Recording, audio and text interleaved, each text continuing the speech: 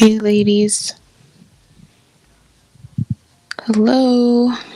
Can you guys hear me?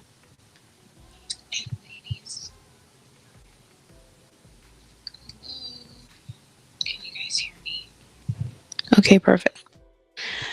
Um, I wanted to go live to talk about this. I'm not on my laptop, so this isn't going to be a very long live. I'm on my iPad, so I hope the audio and stuff sounds good.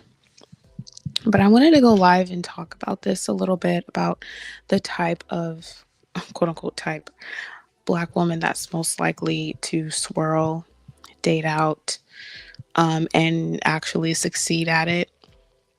I was on a thread um, on Facebook, and someone posted, like, the typical stats and whatnot of the odds of black women actually marrying out, marrying white men, Asian men, what have you. But they were making this post regarding black women who are a little older, black women who are generation, I believe, Generation X, which is the older, a little bit of the older crowd of black women, not Generation Y, which are millennials, and not Generation Z, which is people in their early 20s as of right now. They were talking about black women who are, I guess, in their 40s and up. And in this space, there's a lot of, you know, critiques for black women who are either have children or who are older than the age of 35 or in their 40s, just older black women in general, about how they don't have a lot of options. They're saying that women over 35 are leftover women, all these different things to make black women who are not child free and not under the age of 30, to make them feel like there's no hope for them in finding a good mate, a high quality mate, of any race, let alone a black man, right? And so the thread that I was reading on, yeah, it talks about the odds of black women dating out and swirling, marrying out, particularly black women who are Generation X. I want to make sure I'm clear. Generation X, which are older black women as of right now. Um, and so I comment on the thread and I said that the type of black women who are actually out here having relationships with men that are not black are black women who are a little younger. Divestment, swirling, even if you go on TikToks, these black women who are dating out are young girls. Okay. A lot of them are not older. Okay. If anything, we're seeing a lot of older black women call into these male shows, these black male shows, talking about how they can get a high value man and stuff. It's a lot of women that are older wanting to date within the race, and they don't really seem to me to be the type that are most open to swirling and dating out, particularly because they are older. These are women who are probably stuck in their ways a little bit. They're not as young, versus younger black women are much more open. They are much more, carefree when it comes to who they want to be with, as long as their standards and their boundaries are met. And so when I said this on this thread, I got hit back with, oh, well, the stats this, the stats that, they don't show this. And I'm just like, well, I just decided to stop responding to the thread, and I'm just going to do my overall response in this live. The thing about those stats that talk about how barely any black women are marrying out or what have you is that, like I just said, majority of the black women online that we can see, um, promoting swirling and divestment, aren't black women in their 50s. Okay, they're black women who are of college age, who are young, just graduated from college, under 30, under 35. That's a lot of the girls who are swirling, divesting, and stuff like that. Um, it just is what it is. And on TikTok, with these interracial relationships, it's a lot of those millennial Black women and Generation Z Black women. So, I'm one thing I'm tired of seeing a lot of is the degradation of Black single mothers and how they're not going to find a mate. And then I'm kind of tired of seeing the degradation of older Black women when it comes to them wanting to date out, when a lot of older Black women aren't interested in dating out as much as younger Black women are. And I tried to tell the people on this thread that the majority of women who are making up swirling and divesting are young Black women who do not have kids. They're not baby mamas. They're going to college. They're living their best life, and they're getting into relationships with whoever they want. So these fear-mongering, swirling tactics, they're not working on younger Black women. And if you want to have these swirling tactics, particularly for older Black women, well, majority of older Black women aren't too interested in swirling and dating out compared to younger Black women. Okay, of course, there's older Black women that are into swirling, obviously, but they do not outnumber younger Black women who are into swirling and divesting and just, whatever, and just interracial dating, period. Um, so I listed some things that I've noticed in that thread of the type, quote unquote, type of Black woman that I'm seeing on social media that is getting into interracial relationships and being happy and succeeding. And let me pull up what I said so I don't get it right. Don't get it wrong.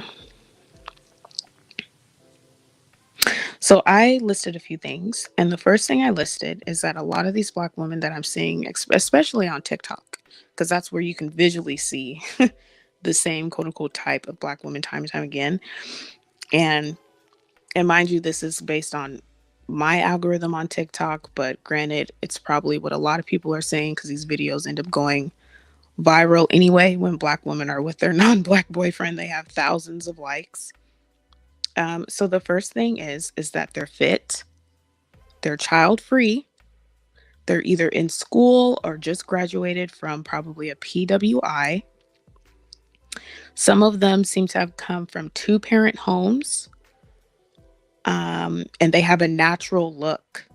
So they're not wearing long weave and city girl nails. They have their natural hair, very much a natural look. Even if they do have a weave or a lace front, it's a natural looking one. Like, it's not all these exotic colors and all this other stuff.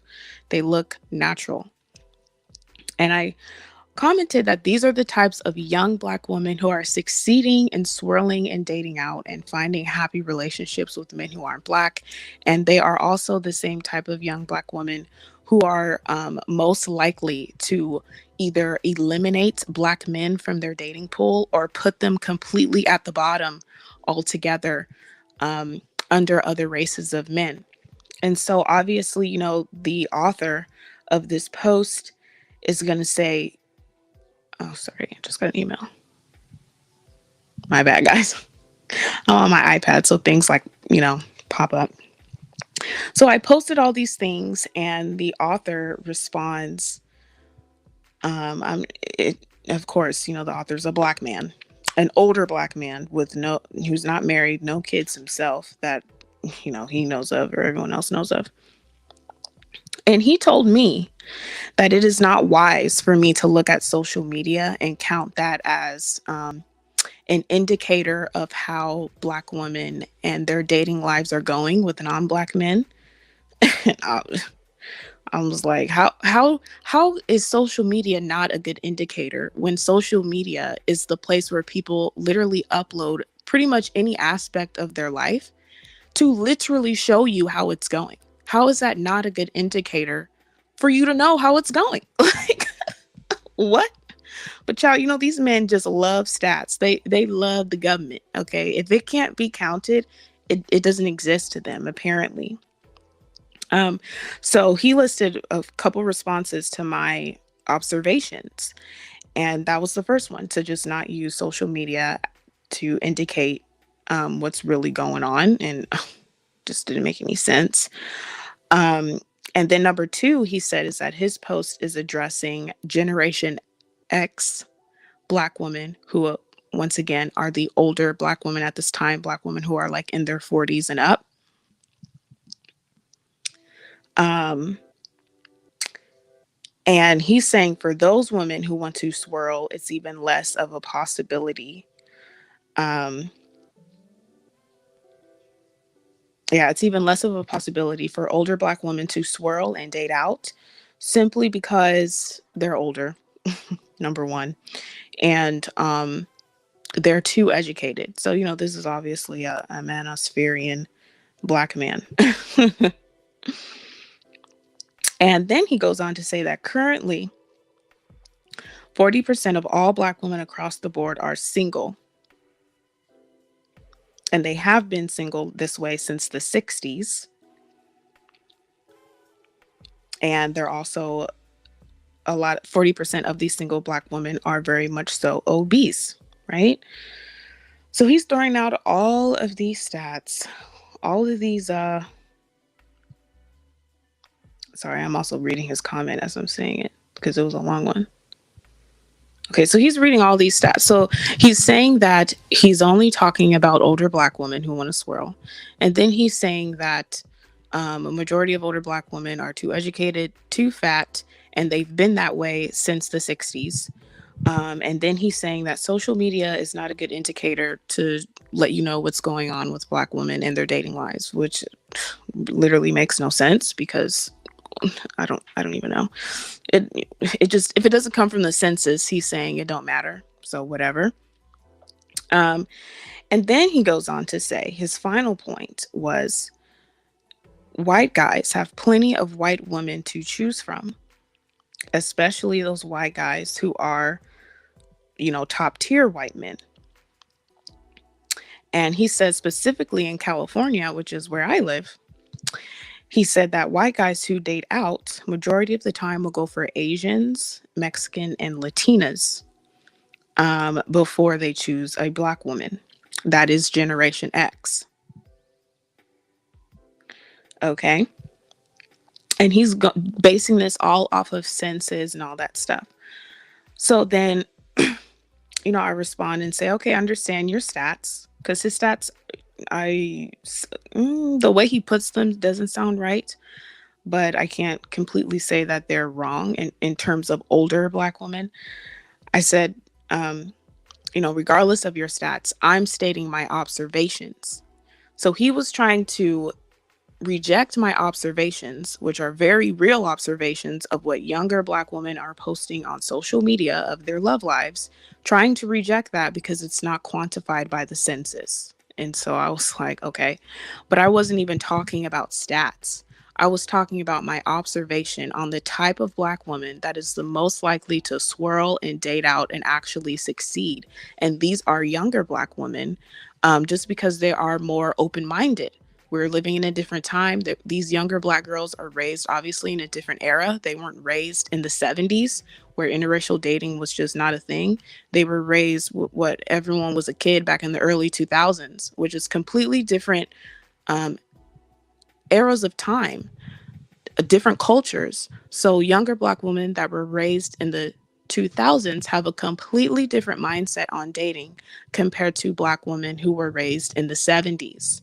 So it's not that I'm saying older Black women are undesirable. I'm saying that their mindset isn't as open as the younger girls. And this is also proven by research that the reason why a lot of Black women are not married, haven't married out, is because they themselves are rejecting non-Black men.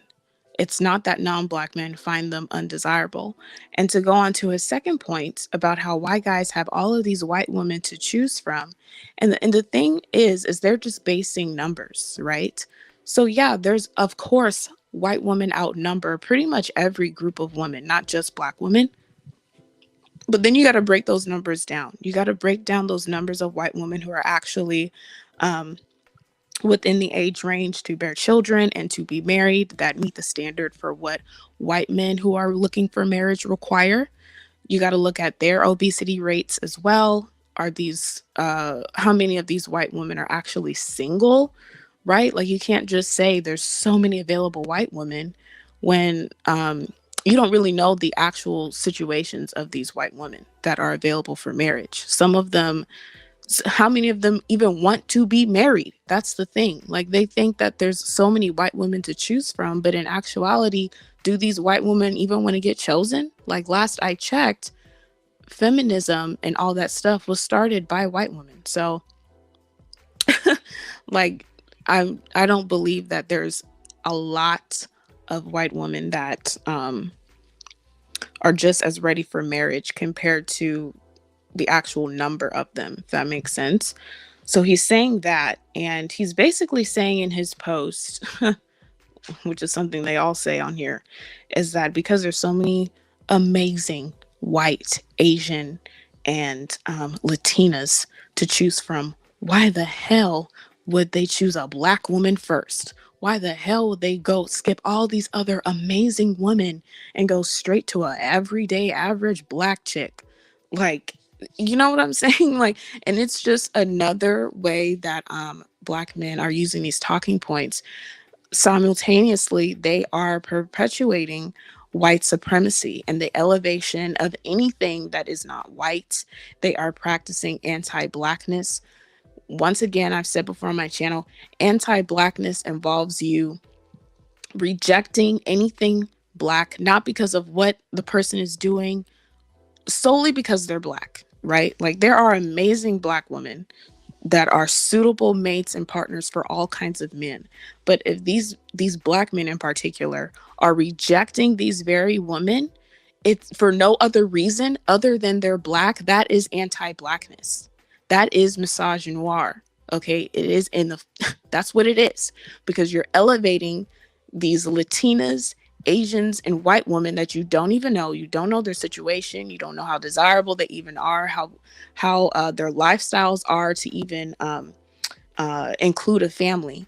But because they're just not black, they are automatically at the top of the pool for who will get chosen as a mate. And then these black men are speaking for white men. So we have that again.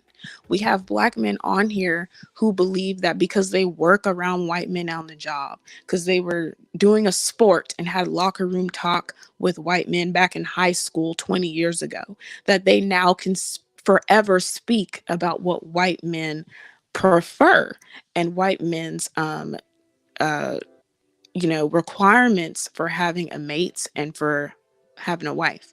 Like, you have a lot of black men that are thinking that way. And none of that qualifies them to speak for what other races of men want in a woman. Not even if they want to use stats. Not even if they want to use stats. And it's weird to use stats because some of these stats are just telling you what's already a given. They're telling you that majority of people are going to marry each other anyway. All right. I have said plenty times before on my channel that there are not a lot of black women in this country compared to other groups of people in general. Black women are what, under 25 million? And then you have to count the ones that are actually single, that are actually desiring marriage, um, the ones that aren't and with a man, the ones that aren't part of LGBT, right? You have to count in those black women, maybe even black women that may have disabilities that wouldn't be suitable for a long term. I mean, I'm not trying to discriminate, but, a lot of men don't want to have relationships with disabled women, and disabled women are kind of, you know, fine with not having one either. I don't know. I don't want to discriminate, but you know what I'm saying? Like, you have to include in so many factors for these women. And then you have to pick the black women who are even open. So that dwindles it down even more. So to say that droves of white, Asian, and Latino men or indigenous men need to make it clear they want black women, and 100% of them need to be chasing us, is completely unrealistic and also not even necessary, because the number of Black women who are open to dating out is always going to be smaller than the Black women who don't want to date out, if that makes sense. And the type of Black women who are most likely to date out, majority of the time, from what we're seeing in real time right now, are younger Black women compared to older Black women who were raised in a different time period and have certain different types of beliefs. There are older Black women who want to date out, but they don't make up the majority of older Black women over the age of 35. A lot of these girls who are swirling in divestment movements are younger girls. They're younger Black girls on TikTok, and they're younger Black women. And since we know that majority of the Black female population is a little bit older, all right, there's not a lot of younger Black women. Younger Black women don't make up more of the Black female population than Black women who are older, like our grannies and our aunts and people like that. So it just is what it is. But that's probably going to change. Once a lot of older people who, in general, who are kind of stuck in their waves, transition on to the Most High, we're going to have now my generation. I'm Generation Y, and then Generation X, and then when Generation X Black women have kids, it's all gonna, the mindset is going to shift. So there's going to be a lot more older Black women for my generation, who are probably more open to dating out than the older Black women that are in existence today. It's all going to change.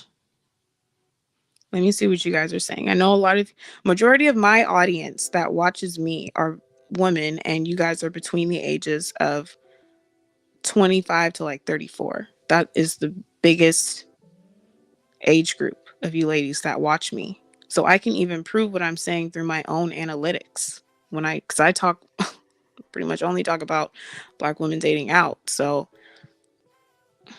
what is this? Let me see what you guys are. Michelle says, I'm in my 40s, 152 pounds, and I get white men approaching me out in public and online. Exactly, Michelle. You are the type of Black woman that these white men want. And that's another point I made in my comment. I didn't just focus it on younger Black women. One thing I said, the first two things I said really was that they're fit, they're child free, they're graduated, or they have their education. But the number one thing I said is that they're fit. I believe Black women of all ages who are in good shape, who are fit, are definitely the type of Black woman that will succeed the most in attracting and being able to be with other races of men. I've been saying this. I said this in my Divest video. That's my most popular video, is that your power as a Black woman comes within your fitness and your health when it comes to your options for dating. Your dating pool will open up extensively if you're able to keep yourself in shape and live a healthy lifestyle.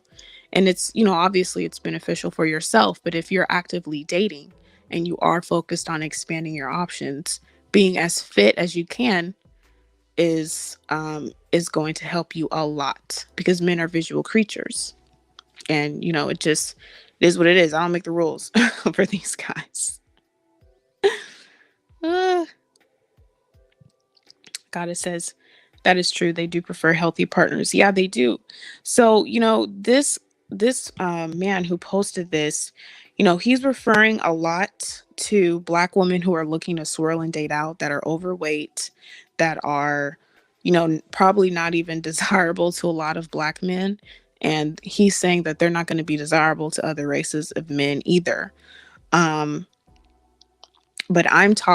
my rebuttal was the type of Black women that date out and are open to doing it in the first place do it because they know they have the options to, because they know they have these men approaching them regardless. So once they see that they're getting attention from these men, it builds up their confidence to know I might as well expand my options because this is where my attention is coming from. I'm not talking about Black women attaining things or wanting to participate in things, whatever it is, and they don't even have one little inkling type of incentive that it could work out for them. Like, for example, for me, I hate math. All right. So I'm not going to try to think about becoming a mathematician, knowing every math test I take, I get a C minus or below. You know what I'm saying?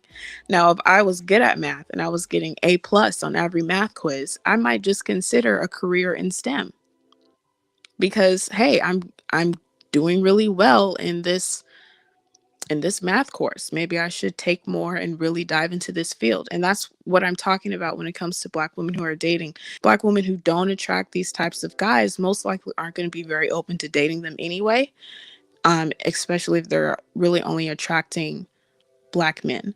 But if they do want to expand their options, the thing I said in the last part of my comment, for the Black women who do want to expand their options and they haven't attracted other men before, they've never dated out before, they're just going to have to make some lifestyle changes. It's just that simple. Bringing back to my analogy, if I wanted to be a mathematician, knowing I naturally suck at math, I'm just going to have to study more. I'm going to have to literally make my life about improving my math skills. And then I can possibly pass these tests and become a mathematician if I want. You know what I'm saying? But for a lot of women that don't care to do that, don't have to do that, they don't tend to focus on that, and that's fine. There's always going to be a large chunk of Black women who only date Black men. And I think even women who are divested and SWIRL, I'm pretty sure we all know this.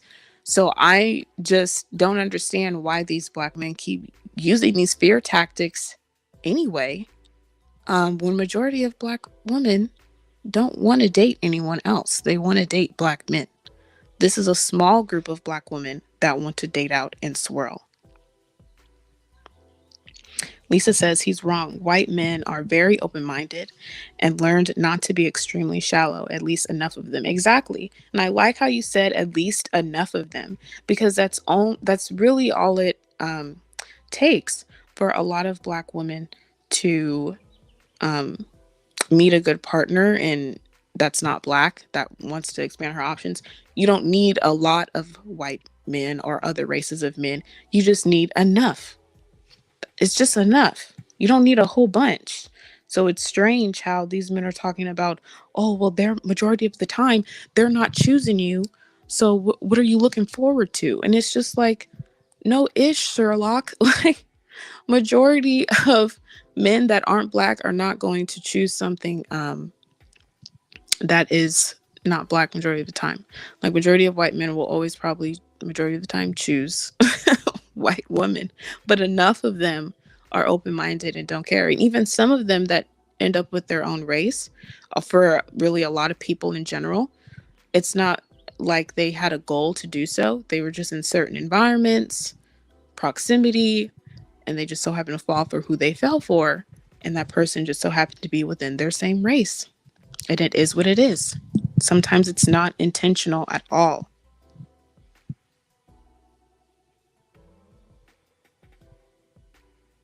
Goddess says I'm 37, but I'm aging backwards, so I figure I get the best of both worlds. I agree with that. Sorry, I was also reading something. I know, I agree with that. I don't think, look, what I'm saying is it doesn't really matter your age at the end of the day. Men are visual. As long as you look good, feel good, and you are good, you'll be fine. But if we do want to break it down by age and different generations of Black women, I think, it is true that older Black women come from a different time period during their most developmental years compared to Black women who were raised in the early 2000s, where interracial dating and things like that were much more a thing compared to Black women who were kids and teenage girls in the 70s. But that age group of Black women is who he's talking about. Black women that were teenage girls in the 70s, all of a sudden thinking that they can get a high value, high earning, non-Black man. And they can't even keep their own Black men, right? Like, he's saying that that's not possible. And he's kind of always posting things all the time, specifically targeting older Black women. And he's an older Black man himself. So he specifically targets older Black women very often about how they're single moms. They had their chance to get this high value Black man back in the day, but they wasted their time, or they wanted to be about their careers or whatever. And now these older Black men who would be their counterparts don't want these older single Black women. They obviously want younger women. But my comment was regarding these younger Black women, however, don't care to date Black men anymore. They either have y'all at the bottom or completely out of their dating pool. And that's what he was not trying to agree with. Like, you don't want these older Black women who majority of the time want y'all. Y'all want these younger Black women. But I'm telling you, these younger Black women don't want y'all. Like, they don't want you guys at all. So it's like, you know that they don't want y'all. If majority of these younger Black women are literally in movements and on panels talking about them dating anything that ain't Black, they don't want y'all. They don't want a Black man their age, and they definitely don't want no 50-year-old Black man either. Like, are you like, are y'all men's okay?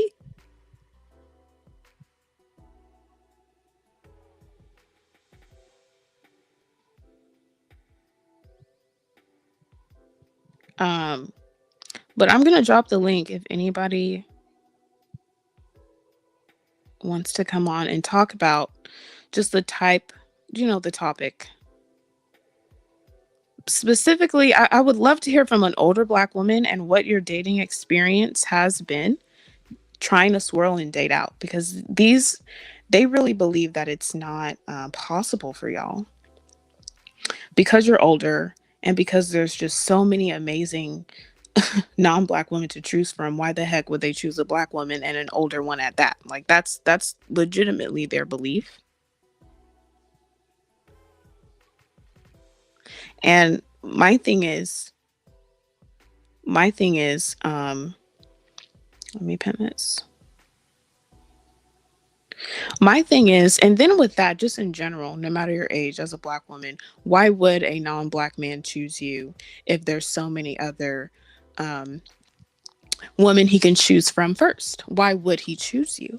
Well, I think that's the very thing. There are so many white women available to him, and Asians and Latinas, that getting a Black woman is not very common. And so he is going to choose that opportunity. He's going to choose the opportunity that doesn't come often versus the opportunity that comes easily and all of the time. Because men like a challenge, and men do like things that are, they like prizes, and they like special prizes. They don't want prizes that every man has. Every man wants something different for himself. And so I think just that fact alone, just the fact that Black women don't date much, there aren't a lot of Black women around. I think that alone is why a man of another race would choose a Black woman. Because it's like, to these men who are not used to Black women, and he finally like meets one that is sweet, kind, nice, good looking, has her head on straight, he's not going to let that go. And I'm not trying to be offensive to people, to other races of women either. I'm just saying. I'm just saying.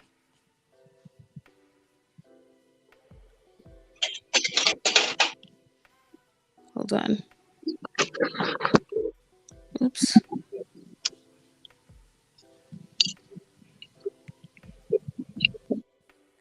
Hi, Lisa. Can you hear me? I can. Can you hear me okay? Yes. So tell me your thoughts on this topic. Well, hello, fine womanhood. I just found you about maybe a week ago, and I liked some of your videos. So now you're in my stream, and I saw you going live. And I have so much to say about what you're talking about today. They're lying. And I am from the West Coast. I live in Virginia now. And I have been dating white men, Asian men, all of the rainbow my entire life, because I saw at 12, I remember walking with my white friend who was not as attractive as me, very much less so. And I remember 5 boys from my neighborhood broke their necks to talk to her. So I remember at 12, I went, I can't be white, guys. So it just really obvious to me what was going on. So I was like, well, okay. And I just opened myself to other people. But before that, I had, the little white boys in my neighborhood ask me out, the Hispanic boys. So I never felt unloved. I just noticed it wasn't coming from their direction, but that was fine. Right. So I grew up very much just integrated in that. And so now we're here and it's 2022 and there's an awakening taking place because I didn't realize Black women were so hard-headed. Like they literally didn't even look at other options. I didn't know it was like that. I did. My friends did. And the people I associate with have always been pretty open. So I just never saw that stubbornness. And so now I'm hearing about this movement and I'm knee deep immersed in it. I'm on dating apps. I'm meeting white men all the time. I'm 40, but you know how it is. They don't know sometimes if I'm in my 30s or 20s, depending on the man. Okay? Yeah, you do not look, you look much younger. Thank you, ma'am. Yeah. And I will say my family does run young. We are a young looking family. Like, you know what I mean? Even my mom, my parents, that's pretty common. I'm sure the next women who get up on this panel will have the same thing. And I'm going to tell you what they like about Black women, especially Black women in their 40s. Okay? Because, I do find that we are getting I'm getting some really high quality men. If I wasn't so picky, it'd be over, but I am. So I don't just, anyone who picks me doesn't mean I like them because I am looking for very certain things and I've always been like that. But let me tell you what they like about me. I was saying in the comments, as a Black woman who's been successful, and I mean successful, has been able to make it on your own, do for yourself, provide for yourself. There's some levels of business skills, there's some levels of job skills, acumen, education. There's just different things that you've done to get to where you're at that you have if you're living on your own properly as a Black woman in this country, right? It doesn't matter if you're six-figure, multi-six-figure, or, making 50K a year. We had to do some things to get there. We had to put some hustle, some work ethic and hard work because most of us weren't provided for, right? Yeah. So what I find, white men love work ethic. They love vision and they love expansion. That's part of their culture. Work ethic. If they think you're a slacker, that's like a death knell, like for that culture. Like if they think you're a mooch or a no-gooder, like they literally will shun you. They are not okay with it and they make it really clear. So when they meet a Black woman who's open to them, they're just curious. So what do you do? How did you do this? What do you do this? And with my one life, I showed more gumption than a lot of the people they know and associate with who had it sort of easy. And what I find, they love that intellectual stimulation and expansion. They're talking to someone who might be their own, like all of you guys, you take it for granted, but you're sort of your own inspirational story that can be on CNN. You're that person who maybe came from poverty and by their own bootstraps had a vision, went through college, paid for it themselves, got through it, got a job, worked their way. There's all these different things that we've done to get to where we are just as a package. We're expansive for any person of another race who gets with us. So they have their set value systems and think they know everything, but everyone understands the Black race has an issue. So they meet someone who's sort of successful on their own. It's highly intriguing. And when we start talking to them and opening them up, I find that the men who talk to me, I expand them. They have nothing but expansion because I tell them how we got here and how I navigated both their society and my society. They're learning 2-3 things. They're learning, oh, I didn't realize that about my society that you were successful in, but you did that in your own society. And their minds just keep expanding just because simply I was successful from the Black community and they're with me now, or they're talking to me, or I was able to provide for myself. And there's generally a lot of knowledge that comes with that. And so they really do and it might be the men that I talk to. I do talk to people who are educated. That's part of my criteria. Or if not educated formally, they're business owners. So that's a form of education too, just different. Men who've been around and, in my one package, there's just a lot of inspiration and understanding and gumption and hard work. So you're saying the type of Black woman that you would think is most successful with swirling, dating out, and just attracting white men is definitely, hardworking, educated, inspirational, and she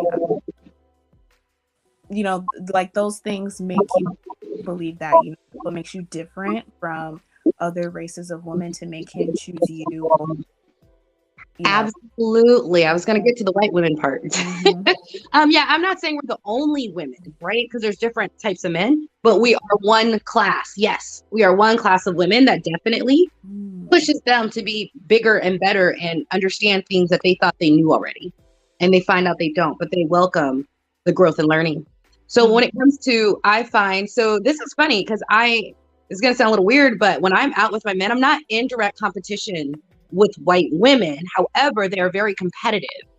I will say when I go out at all times, let alone when I date white men, um, I dated a priest who was wearing his priest garb. So when I dress up, I look very nice. I present myself well, right? You're 40, you can do that. And I'm with men who sort of look nice or dressed really nice or, wearing good attire. And a lot of white women I found, especially over the last year, they get highly competitive. They'll find a reason to come up to us and talk. I do little sly girly things like make them hold my phone and take a picture of us to get them to go or say things, hey, we were just talking about something before you interrupted us. Do you mind just giving us some privacy? So there's things I've had to learn in tactics. I've had to learn because they feel really bold and entitled to our men. When I'm with black and and I'm not divested. So that, I've been with black men and then they're like, um, they would come up and think they can talk to them and they don't know. I only deal with black men who only date black women. So but it's funny, you could see on their faces, they're like, why are you talking to this person? I should. But when I talk to all the men I date and when I see these women don't look as good as me. They're older. They don't have better bodies, but in their minds, I see the entitlement and delusion. They think they are better, not because they actually look better or they're more educated or they're financially or they're a great person because they are white and I'm black, they truly feel they're entitled. Right. And I've been noticing that and I've been talking about that with the men I've been dating over the last year. And I will tell you, there's a fissure, just like there's a fissure in our community. They're just quiet about it. But when they talk to me, they're like, the white women I date, they're delusional. Maybe it's because all these men have put them on a pedestal, but they just think you just have to do all this stuff for them just because. And so the conversation, so these are anecdotal conversations, but it's consistent. They just think that they're owed so much. And these men that I'm dating are like, and when I'm looking out, they would rather either be alone or they'll say words entitled or delusion. And I have to say, I'm seeing that too. If you can go up to a couple who's on a date and think just because you're white and I'm black, you have any right whatsoever, I'm like, wow, especially, and it's not all about looks, but I'm like, especially when you're super unattractive and I am attractive, and you really think that, you just see the level of delusion. So there is a fissure in that community because just like it is in ours, they're just quiet, but it's there. And honestly, black women, if you come and you have that character, you're not assuming you have right to anything because we just don't really walk like that. And There is no entitlement because, black women majority of the time have to work hard. Even if there's a black woman from the suburbs who didn't have to, you know, she didn't come from certain neighborhoods.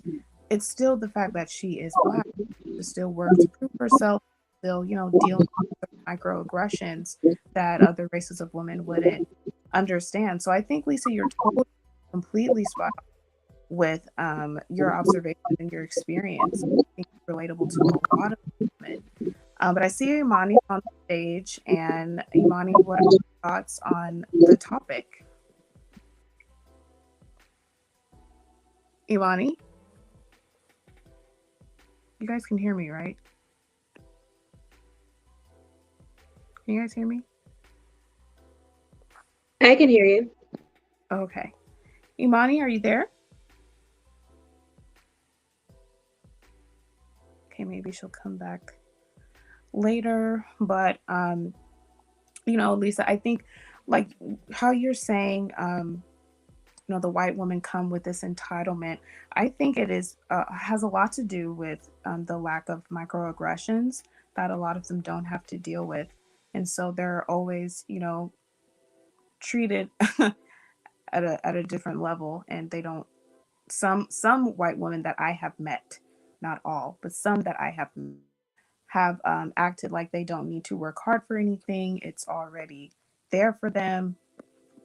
And okay, Amani will join us in a second. Um, but I totally get what you're saying. So, but you would say for your age as, a black woman who's over 35, that dating and attracting other races of men is not an issue for you. Honestly, I think my age and like I said, I've been able to provide for myself is actually makes me more valuable because I'm a 40-year-old woman, but I have my own house, I have a business, my own cars, I take my own vacations, and they love it because And that it's their what back. kind of guys do you go for? Like, what is your, like you said, you're on dating apps. So do you put in any specific criterias, or is this like non-black men across the board of all ages, or do you go for a specific group? I do have criteria. I put on my app that I'm looking for long term and I want more children. So that takes a lot of people out who are just looking to play around Mm-hmm. automatically. So they're not even swiping right. They're scared, as well as they should be, because I don't want to talk to them. I don't have that much time. Right. So that's one of them. Definitely, I'll go a little younger, but I will say the younger because we are more mature than men our same age. So the younger guys love me because like they're like, "Who's this woman?" Right? And I generally like to go a little older, like 48 to 50, even up to 53. And I've had some really good relationships with guys up to like 55, and the white men up to 55. I open it up to everyone, but honestly, it does turn out that the people who are my match intellectually and just class wise, because I am looking for education and you have a good job, because I have a good thing going. So you need to have a good thing going. It doesn't need to be better than mine, but it has to. So I will ask, what do you do? Right? I will ask that up front. We're not getting too far before I'm asking, what do you do? What are you looking for? And they'll be honest. They're like casual friends, right? Or long term or something, my forever partner. They'll say that. And then I also ask, do you want more children? Half the white men are like, I'm snipped, which is funny. They really take ownership of their reproduction. Oh, so like they have vasectomies. Oh. That comes up a lot, which I actually respect because, like I said, there are a group of men who take ownership of their reproductive, like capabilities. So just last night, a guy who invited me to the cabin was like, I'm snipped. And I'm making this decision on if I still want to hang out with them for other needs, but whatever. But that comes up a lot in this age range, 40s to 50s. So I'll tell them I want more kids, and half of them are like, no way, my kids are in college, and the other half are like, I'm still open, I haven't had any left, or I'm okay with more. So because of those really big criteria, marriage, children, what do you work at, which I don't put in my profile, I'll ask them. Yeah, that's the type of people, and what I do pretty quickly I don't start super flirting with you until after we get those questions, because I can connect very easily. So there's no point in me connecting to you if you don't want kids, you don't want anything serious, and da da da da. So why would I connect you and flirt with you and build a connection only for that to be the case that we're not even a match for each other? So I ask them really upfront. But it's very, what's been your experience with attracting Black men of that same type? Like, have you attracted them at all, or are they just completely eliminated from the dating pool? You're like checking for them, just considering like the forum that I was talking about, how all these men are sure that older Black women have just zero. No way a white man will choose you over. So what is I'm so many having them in your dating pool? Okay, a Black man. Okay, now I'm gonna have to mind my words. Okay, so where do I want to start with this one? So when I present my profile, I put my best pictures up. I even have a picture of me in my business where I'm at like a conference, and you can tell I'm at a conference, and it makes me look like, oh, this is like a successful businesswoman or a corporate woman, right? Like, and I did that deliberately so I don't have to say sort of a big deal, but like it's presented, right? So they see me shaking hands at a conference, that's on there. And I have and so I sort of put things to indicate that I do have my own stuff that I've built.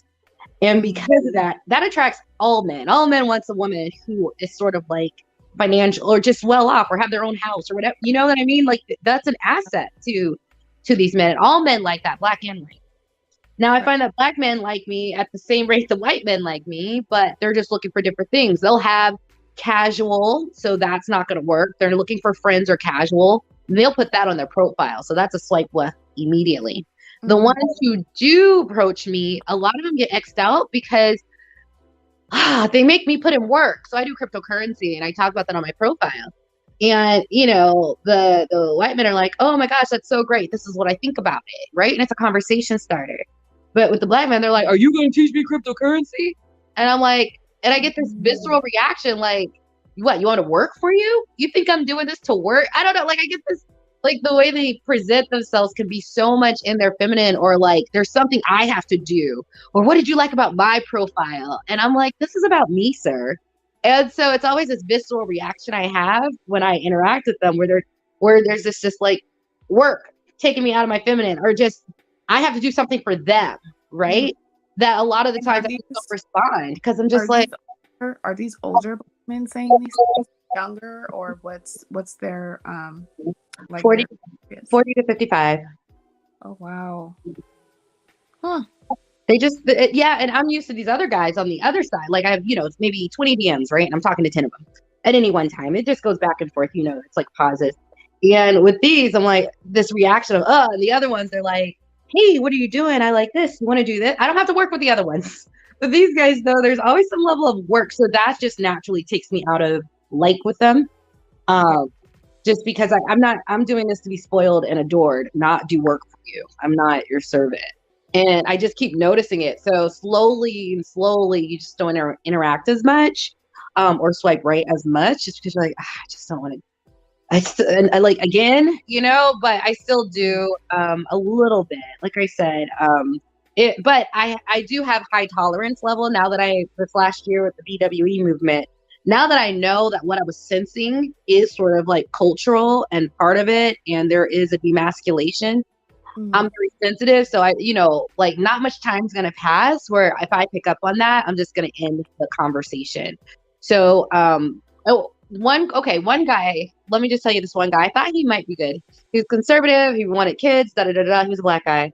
And we started talking about like the community and the black community. And he was just like, you know, women need to be accountable for who they have sex with. And I was like, you know, it's interesting. When I talk to white men and Asian men, they're very big on vasectomy. They're very big on condom usage. And they talk about this with me. And he's like, yeah, but why are you talking about, he got really upset. Why are you talking about men when I'm talking about the women? And I'm like, yeah, but the men take responsibility. Yeah, but the women need to get accountability. But I'm like, but the men in these communities take responsibility, where at our communities, they on the women. And he couldn't see that disconnect where when I talk to the group of men, they have all the different things that they do and they invest in to take control of the reproductive, reproductive, like offspring, right? And in this one, he just couldn't understand that men had to take responsibility. So yeah, he tried to call again, but I was just like, you lost. I don't want to train you about all this. I guess you're just gonna have to learn the hard way. But like, just they didn't even see the difference when I said that like 3 times. You understood what I was saying, right? Like, look how the men in this community do it versus here, where the blame goes or accountability goes. Yeah, I mean, men of other communities are in charge of their, you know, the role that they play in reproduction. They don't solely let it fall on the woman, and they're not out here. From the men that you're describing, it sounds to me like they're not out here just being animal uncontrollable. Like they have some form of control over their ability to create or not. They're not just solely leaving it up to the woman. They're not just out here ejaculating in woman and saying, oh, well, it's her responsibility now on what happens. Like, no, it sounds to me from what you're saying that the men are taking that power into their own and acknowledging their role and hold themselves accountable and responsible for it without having to involve a woman's consent or not. Right. Yeah. And it's, I call it sort of they just take ownership of it. It's their offspring. They care about having kids outside of wedlock, and they're just not going to do it. And because I asked my questions, do you want more kids pretty quickly? Like, honestly, within the first, like 2 or 3 exchanges, because if you don't want more kids, we're just not a match. I just keep having this conversation. And so I never had this conversation in our community, but on these apps, I'm having it not having the conversation, I'm just learning about it, or they'll tell me about it. And it's pretty much like a lot of them. that is a known thing for, their own, reproductive autonomy. Right. It's a lot. It's a lot. It's not one or two. It's pretty consistent. That's interesting. So would you consider yourself maybe a traditional woman or like what is it that you're looking for while dating right now? There's a lot of dating coaches out there, but for me, I built my own business and I have my own thing that I do, right? So I'm never giving my business up. I do want an alpha male, but what I'm looking for, I am a mix of traditional. I do a lot of work on like being in my feminine energy and letting the man lead. Being in feminine energy isn't just about wearing skirts and dresses. It's about listening. It's about emotional intelligence, right? And that's really attractive to all men, emotional intelligence. So instead of reacting to a stimulus or a barb or something, just taking time, understanding it and responding. So I'm traditional in the fact that I really have undertaken to understand feminine energy and take it on, but I will still work, right? So I'll still work because I love what I do. And so I honestly, I almost because of that, I think I'm traditional because I'm really in that feminine energy role and I let them definitely take the lead. And that's why, my job is to make sure I'm highly vetting them and observing them and not taking any crap because I do give them that power of that leadership. So in that way, I would say traditional, but I'm still going to work. However, my relationships I've been having and the dating, it doesn't come in conflict because it's just you have your role, I have mine, right? You're trying to do this, I'm trying to do that, and we're just not overlapping. So slightly traditional, but you can still work and be to me, I think you can still work and be traditional. Right, right. Yeah, no, actually I agree with that too. I think every woman, she has passions, she has things that she likes to do and it's working technically, but to her she enjoys it. It's Yeah, not working to her. right. She minded, she has, she finds joy in it. So it's not hard work. And I Exactly. think that yeah, you can definitely have a type of marriage where you guys still have gender roles, but you also have passions as well. Yeah, and that's what I'm looking for. And I haven't found. Oh, and if you're dating white men who are, like I said, they actually like when I ask them that question. So that's a good one because it really throws them off because they've heard so much about what they saw their father grew up with, but they're learning to be more responsive to women. There's the Me Too movement. It's Mhm. actually a question that they really respect you asking up front. Mhm. And being upfront about what you want to do. So just a little dating tip, it really catches them off guard, but they respect you for just going, hey, so what do you think about traditional gender roles? Mhm. And I'll tell them, I expect you to lead and provide and protect, and I will do this. And, I also add that other element. My job is to make sure I'm emotionally secure. So I'm not flying off the handle, that I can handle things in a logical, rational way, even if it does emotionally get a reaction. I still take time to massage that. And I think that's part of, the female energy role in the house. So I add that a little extra part. But it's very interesting how it really breaks it breaks the ice in a very big way, especially for them, because I think out of all the men, the white men, definitely traditional gender roles, and they've learned it, but they're having to modify it. They just respect the conversation about it because it's almost like they're seen in a way they haven't been seen with all this feminism. That's also what they like about Black women. We're not trying to tell them to not be. I'm not. I'm like, yeah, mow the lawn. Yeah, like we're like, yeah, be a man. Put the camping stuff up. Do all that stuff. Like, listen.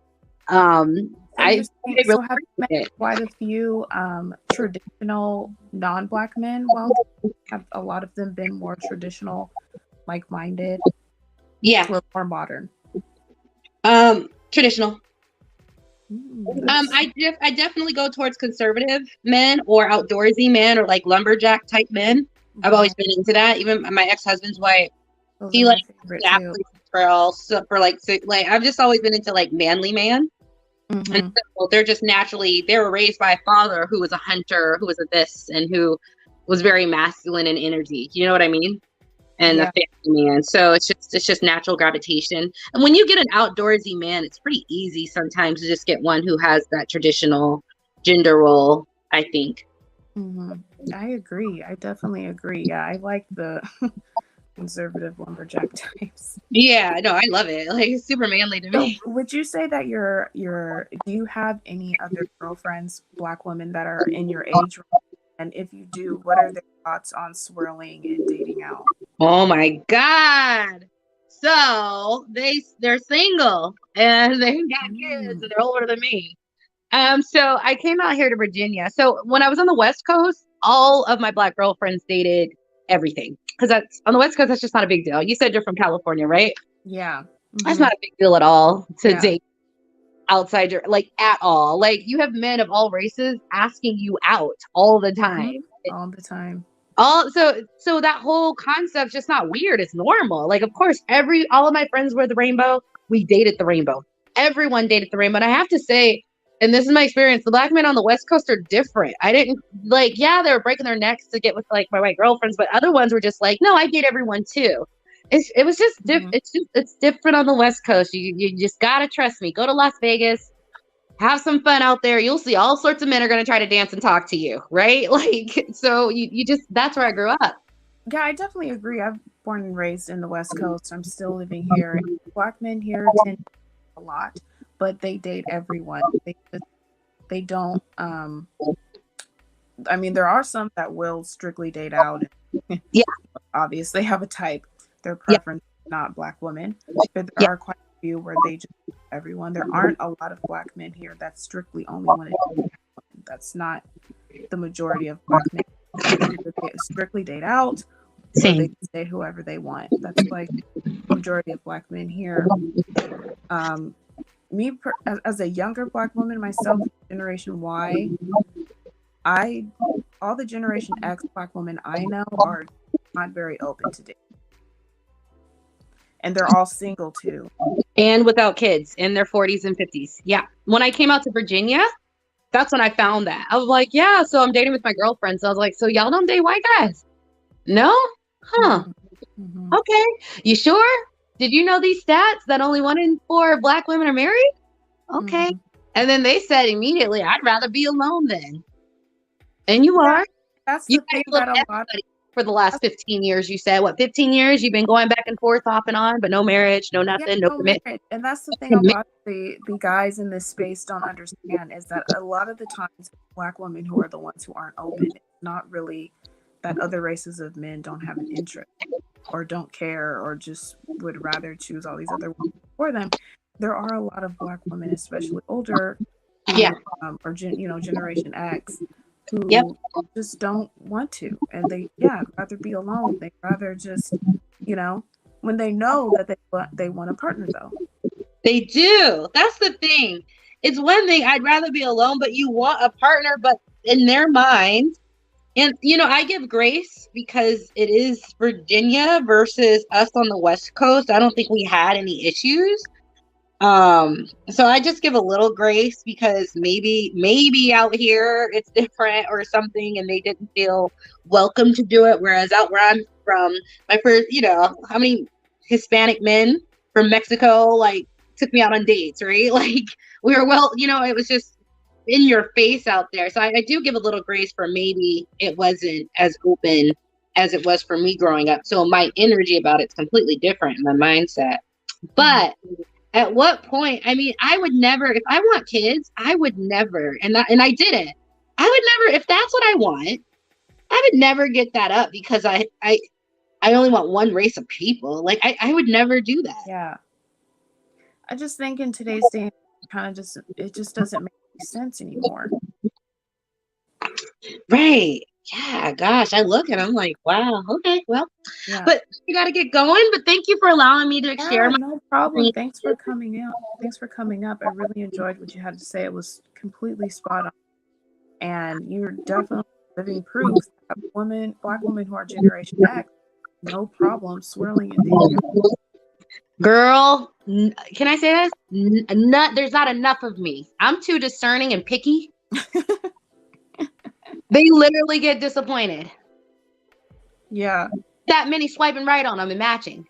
They get true. They're like, you sure? I mean, maybe. I'm like, nah, dude. But yeah, I mean, you know what I'm saying? Like, the literally disappointment that they don't get the chance to like talk to me. And it's not because I'm special. They don't know me like that, but they just get excited when they can finally talk to one. So you guys have something on your side. We're not entitled.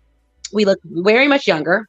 We have just our stories that we think are normal are sort of inspiring because we made it sometimes where other people didn't.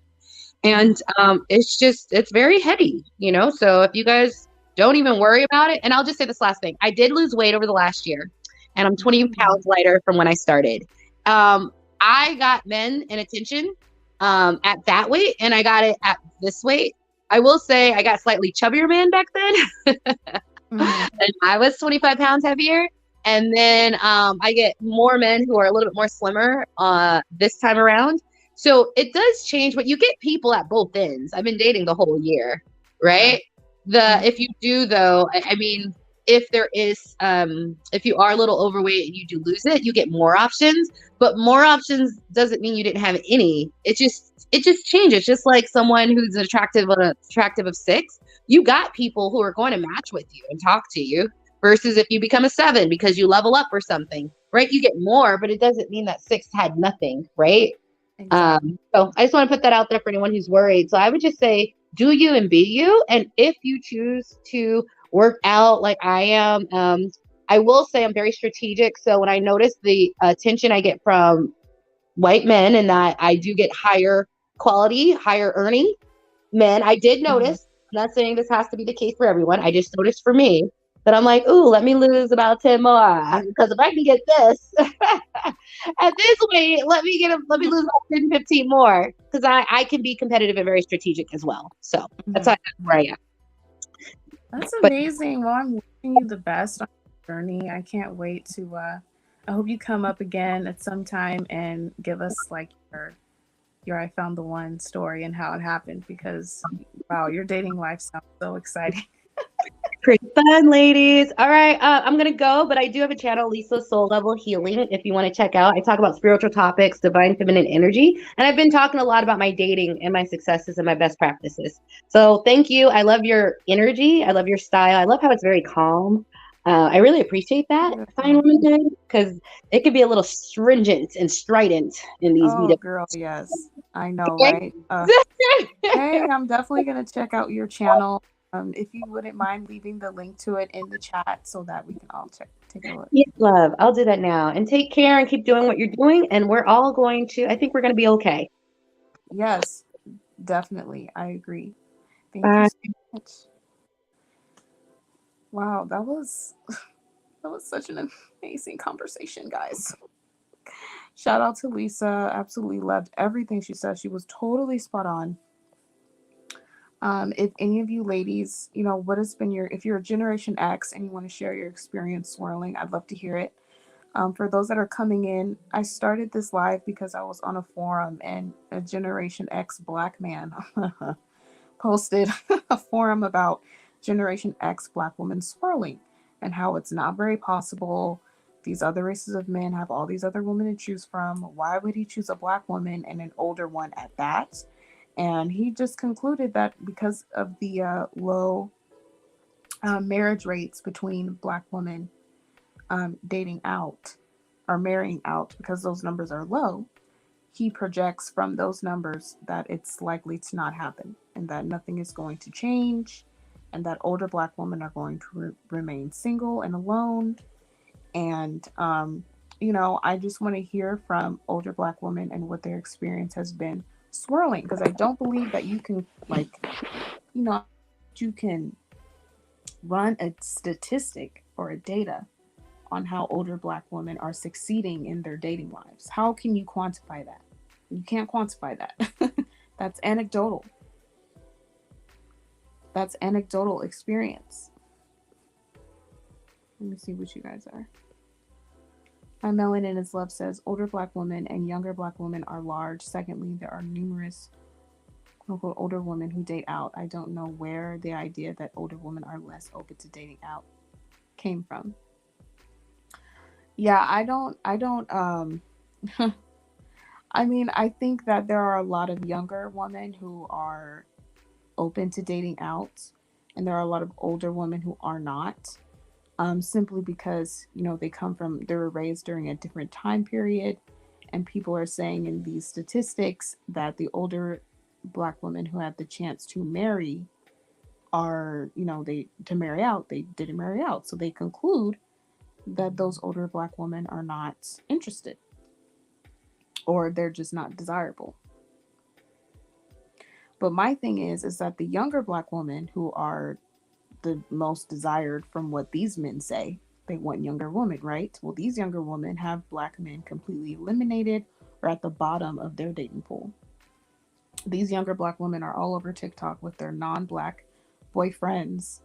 They're the majority who make up divestment and swirling movements here on YouTube and just, you know, Twitter and stuff like that. These are young black girls having these, a part of these spaces that are online, especially TikTok. So, but I love how Lisa came on here and gave her experience as an Generation X black woman on the type of Generation X black woman that non black men are attracted to. And, to reiterate what she was saying, definitely a woman who has her own, she's educated. Obviously, she's resilient. She's been through things, and so she has a certain strength about her. And she doesn't have a sense of entitlement. So I thought that's so important, and I think that alone is why a lot of other races of men would choose a black woman of any age over his own group of women because those qualities. I mean, it is what it is. Like I've said before, black women are a small group of women, so it's just inevitable that we're not going to be everywhere all of the time because there just literally isn't enough of us. And so when we finally pop up on the scene and we have these great, amazing qualities, yes, that means that we most likely will be a preference to a lot of other men over their own women. And, it is what it is. Is that going to be majority of those non-black men? No. But is it going to be enough? Absolutely. Black women that desire to date out and marry out, they don't need a majority of any group to desire them. They just need enough. There's not even a lot of not even a lot of black women that are open to this anyway. That's the thing. Stephanie says, I think most single Generation X black women are definitely set in their ways, and quite frankly, they don't want to put that work in to date anyone. They are okay with being okay. I agree with this too. A significant number of black women are okay with what they have going on, and that's fine. That's fine. They don't have to fall into divestment. They don't have to fall into swirling. There are people who are just okay and are okay with being okay. And I don't know why, they forget that in their analysis of black women dating out. They forget that there's a large number of black women who just don't even care to do it. Not because they hate it, but because they're just content with where they are.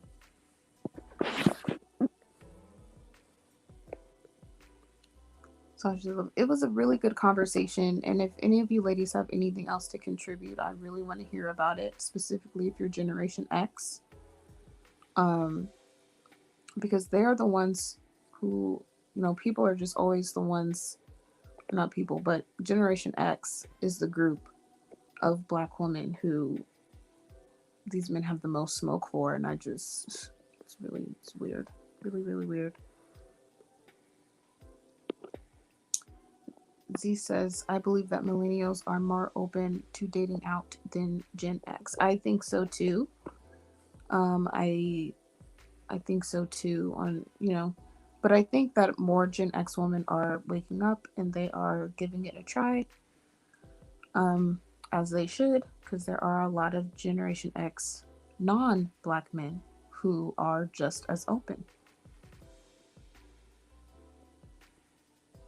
And I think when you get older, your views and your expectations change. So a lot of people, just like a lot of black women, probably didn't want to date out when they were younger.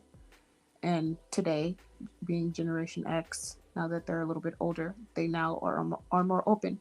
And I think that's the story for a lot of non-black men who are Generation X. Maybe in their younger days, they had a specific type and wanted to stick to that. But now that they're older and still single, they are now participating in their own journey of opening up their options and expanding what they used to find desirable, expanding that. So getting with women of other races, of different type of careers, that live in different, that come from different type of cities and different cultures. I think it's happening across the board. I don't think it's happening just with Generation X Black women. I think expanding options is happening with non-Black men as well, because everyone is kind of thinking, what do I have to lose?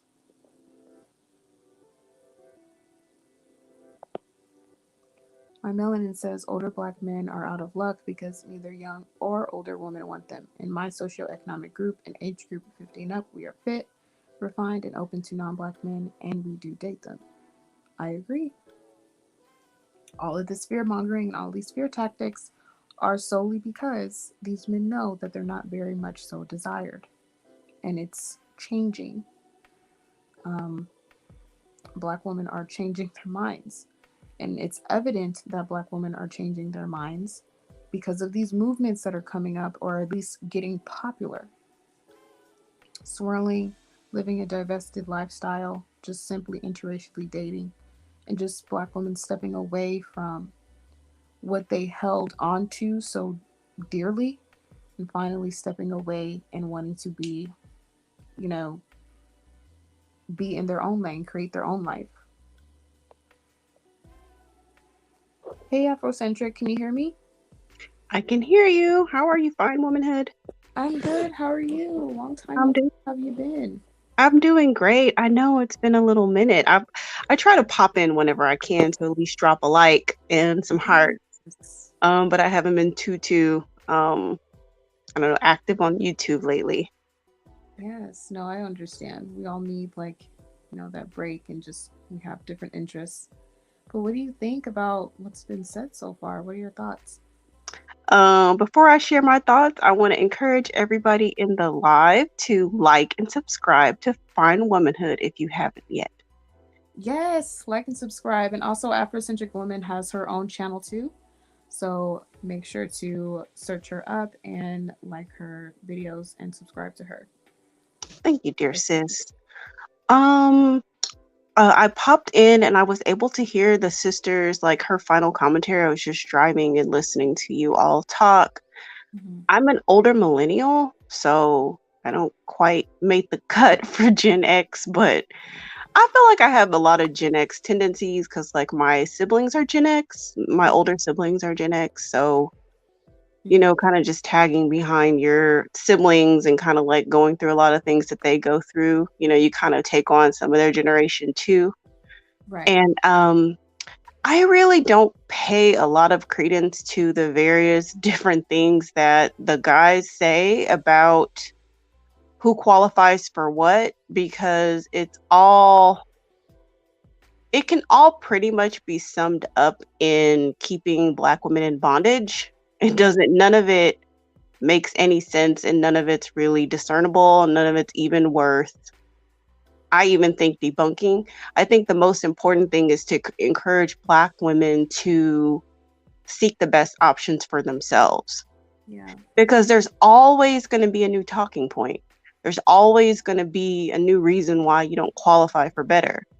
Mm-hmm. They'll always just make up something new, and none of it bears out. And it's just a circular merry-go-round, a hamster wheel of a hamster wheel of just confusion when trying to present information to people who don't want to hear it. They don't care about statistics. They don't care about Black women getting married every day to a variety of men. They don't care about the success rates that Black women are having when they seek the best options for themselves. They don't see, I mean, they just don't care. So showing them doesn't really change their narrative, because their main objective is to keep Black women as a resource to be Mm-hmm. exploited at a whim. Mm-hmm. So um, the target's always moving, the talking point's always moving on their end. But I just don't want Black women to internalize that message for themselves. I want them to reject that because it's coming from an outside source, and it's coming from a source that doesn't have your best interest at mind. So, and have your best interest at heart. So when you look at your sisters who are in relationships and thriving, or dating and thriving, and who genuinely love you and encouraging you, if you need to make some shifts, I would say move towards the women who are supporting you, who can actually tell you how to get it done, versus, a group of men who are, failures, and by and large, and who have a vested interest in keeping you as a resource. Like, they want to be able to crash on your couch. They want to be able to slide through and have booty calls, and they want to be able to have you around, basically just as an option, as an afterthought, but they don't want to actually create like a lasting legacy home with you. They just want you to be around to provide a resource to them. So they're going to go hard at absolutely anything that will allow Black women to realize how beautiful and coveted and desirable and gorgeous and phenomenally intelligent and innovative and creative and phenomenal they are. Because if you know who you are, you will stop being a resource to a struggle bandit who can't do anything for you. Yeah, it's just, it's a lot of fear mongering. It's a lot of, a lot of the times they're targeting women who are single mothers, or Black women who are like at least older than 35, because those are, they believe that those are the types of Black women that are the least desirable. Well, I am those things. Yeah.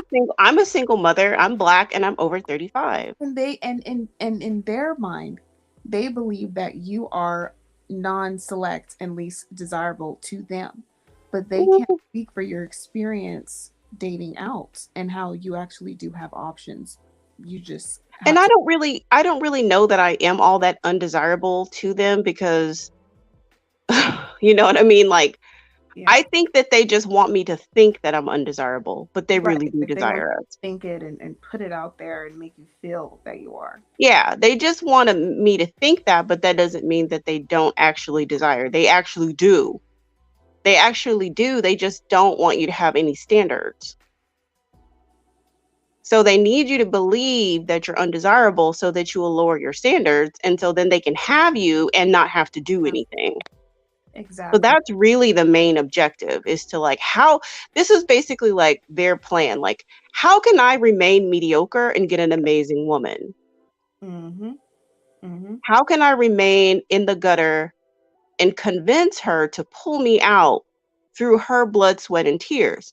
And so there's a whole campaign on your self-esteem to achieve that goal. So the main thing is that Black women have to derive their sense of self-worth from within themselves, number one. And if you need some assistance, go to inspiring women to start getting some inspiration to build up your self-worth and your self-esteem, because nothing that those bandits say have any bearing on reality. Like, they're in like, they'll be like, oh, well, I was talking to some guy in the gym. Even the white males that they have access to are not select.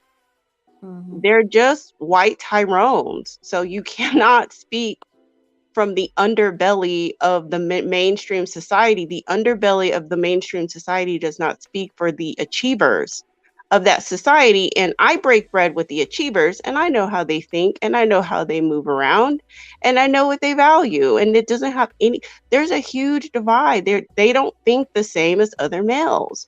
So we just don't take them seriously at all. Like, they have nothing of intellectual value to offer anyone. Yeah. You know what struck me was what the sister was saying when she was saying that Black males try to put you to work right away. That is so true. Yeah. I noticed, like, it's not that I swore off Black men, but I feel like my standards scared them away. My standards made me impossible for them to date, because I wasn't willing to negotiate on any of them.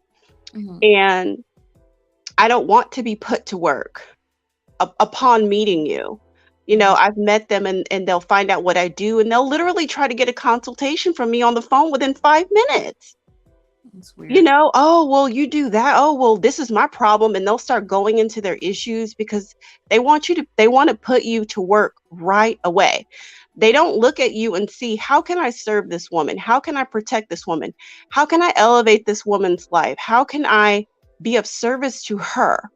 They don't think that. They think, how can I subjugate her? She is a resource for me, and I need to put her to work for me right away.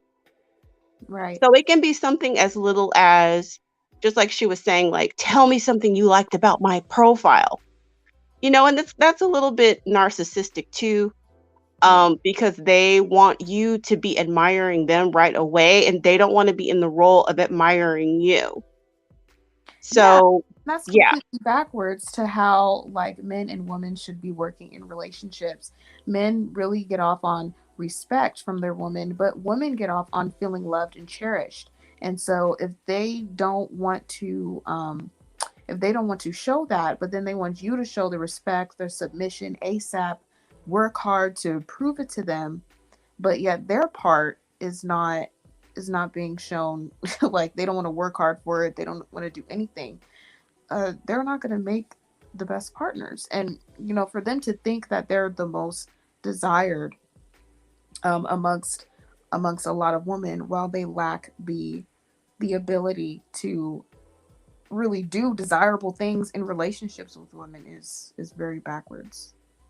yeah, I think of it as like a fantasy land, you know, like make believe, Harry Potter land. And I think that they can just say whatever they want, just make up whatever you want, just keep saying it. And that's how they wear you down. You see some of these videos of these guys going on and on. They just try to wear you down mentally until you just acquiesce to whatever it is that they're saying. And And that's why it's pimp, really that's like a pimp mentality. That's like a pimp way of dating. Um, when they would bring women down to make, so that the pimp can make the woman feel like they need the pimp. They need that validation from the pimp, because the pimp doesn't give any, and he would rather tear the woman down and not tell her good things and only reward her, quote unquote, with compliments on occasion, depending on how hard she worked. right. But there's never any love shown, and it's not given at all. It's something you have to work for. And long-term relationships don't last in that way. It just depends on your on a woman's tolerance for neglect. You know, and some Black women have a large tolerance for neglect. And also, how much do you value um just having a penis and a pulse? Because some women will be willing to sacrifice anything for it. They don't need you to pay no bills. They don't need you know, they don't need you to protect them. They don't need you to be productive. They don't need you to be a leader. They don't care about any of that. They just want you to be around. But I feel like that low level of female is definitely dwindling. It's dwindling. And there are actually more women awakening to realize there's more to life than having a pulse and a penis in your life. And that a man who is extracting your life force as a woman, because regardless of whether you give him children or not, men suck the life force out of you. Mm-hmm. They are just energy vampires. They just naturally just, you know, and if you're a nurturing woman, you are going to be exerting life force energy around him. He's going to look better with you. He's going to have more pep in his step. He's going to his skin is going to glow. Everything about Black woman magic rubs off on the men in our life. So if you're going to be depleted and then you're not being replenished through resources and provisions, you know, that is not sustainable. And your women look around and see these women thriving and they're like, what the hell, why can't I have that? And it's just a personal choice. It's just a matter of, if that's what you want, that's what you have to prioritize. Anybody that's giving you anything less than what you do require is just a non-factor. They just cannot take your time and energy if they're not going to be pouring into you. I don't think that men can ever give us what we give them, because what we have to give is so immense and invaluable. Mm-hmm. But the least you can do is pay these bills, though. I That's the least you can do. I agree. So what has been your experience dating, if you are dating, with the type I'm dating. and like, I have a date tomorrow actually with a new guy. ooh. Um, my experience has been a mixed bag. I have been talking on my channel, like in my last few videos, I've been talking about all the divested pick-me's that are out flooding the market right now. And so I kind of feel like it's it's in flux, Yeah. from like whenever I first really started dating. And just to try it out, like I dated a variety of cultures just because I kind of wanted to see what I like pretty much. So Mm. I dated them all, you know, and I think I've kind of settled on, what works for me. But yeah, I was kind of getting frustrated with all the swirling pick me's kind of like driving down. Um, and I can't speak for every single demographic in the US. I can just kind of speak for my little area of town. Mm-hmm. Um, and so I got off like all the dating apps because guys were just doing the least, you know. Guys were trying to do the least. They're trying to take you on coffee dates. They're trying Mm-hmm. to, really lowball. And so I kind of took a little break and I'm just really selective. I take my time. So I don't have as many dates as I had before, but the ones that I do accept are high quality. Mm-hmm. They're high quality dates. Um, the main guy I'm dating, he's really cool. Um, older guy. I don't know. Like I've had absolutely no problems. I have no issues. You're Race saying never basically, really comes up. so you're saying basically for a black woman who's over 35 and you said you're a mother, your Yes. options are still like you still have good options for dating. Yes. Yes. Mm. Plenty. Okay. Because they would say for just those two, just for those two factors that you're over 35 and a mom, um, that you would have the least, options available. So that's interesting that Yeah, that. and they also, Okay. they also say that the sky is red. They also say a bunch of stupid shit that makes no part of me. They also say a bunch of stupid things that make no sense. Yeah. Like I just don't take them serious. I don't listen to anything that they say. I don't care. Because what I do know is that I know another girl, she's dating this multimillionaire. She has 3 kids. She's a Wow. dark-skinned black woman and she lives in my town. She's super cute. And she's dating a multimillionaire. Literally, the girl pays no bills, okay? She pays no bills. She makes money, but she does whatever she wants with her money. Like her guy pays her bills and is totally there for her children. Um, they do like family night out and things like that. They go on dates, they go to resorts. Um, I have another acquaintance of mine who's a she's like almost 40 and she's a single mom and she also does not pay bills. She's with a man of no color and he has taken her daughter under his wing and takes care of her. So in my real life, in my real everyday life, I don't see that. Another thing about there's a big like philosophical difference about children. Um when you hate children and you hate yourself, you Mm-hmm. see children as a devaluing liability, and they keep telling you over and over again, children are liability, children are liability. So believe them. Like that's really how they feel Yeah. about it, right? So they feel that children are a burden and they feel that children are liability and they feel that children lower a woman's value. So the best thing that you can do is not have children with these people. They hate children. And I, came to that conclusion through not through BWE, but through everyday observation over a year and a half ago that these guys hate children. Yeah. But if you get into other cultures, they don't feel that way about They children. don't. And the interesting And thing about that is, according to the stats, Black men are the most likely to be stepfathers, and not only are they the most likely to be stepfathers, but from the black stepfathers that were surveyed, they actually enjoy it.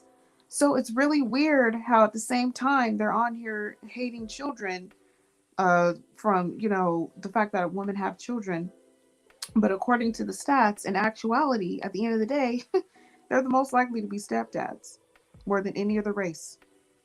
I don't know about that particular stat, but I do know from talking with older men of no color or like a variety of cultures men, they expect after a certain age that a woman is going to have kids. Yeah, that's true too. I mean, They just it's kind of expect that.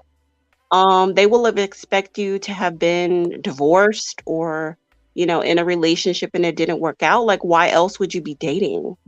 they're So they, realistic. yeah, they kind of just expect that, like, if they're 50 years old or if they're 45 years old and they're out dating, they just assume that the woman that they're dating is probably going to have some kids.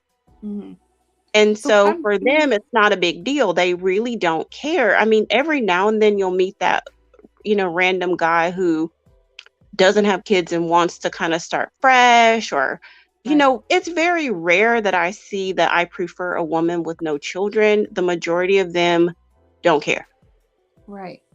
So that's what I'm gaining from you and from what Lisa said earlier is that the type of black woman who would succeed in attracting non-black men, it has the qualities have to do with pretty much like very good positive qualities, but it has nothing to do with the age and No, your child or if you have one. no, no, Those things do not matter when to these other groups of men.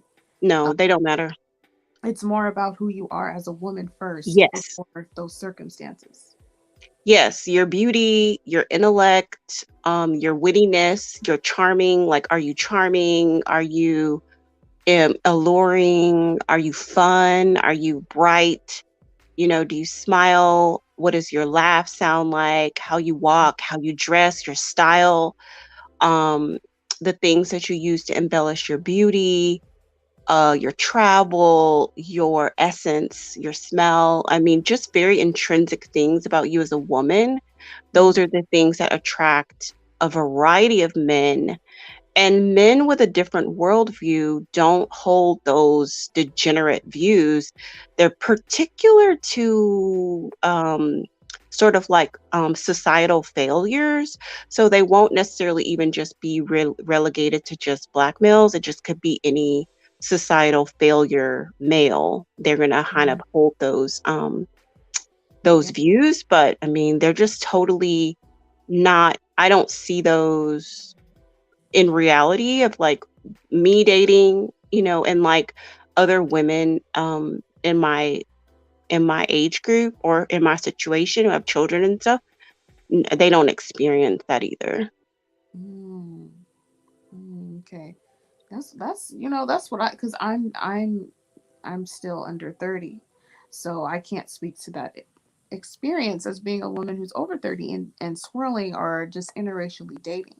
But from what I have seen before, at least, is that the experience is still just as good, whether you're a mom, divorced, whatever, because men from these cultures expect, like you just said, that when you're older, you've went through certain things in your life, just like I'm sure they have been. And why would they hold that against you um, when that's something that's natural?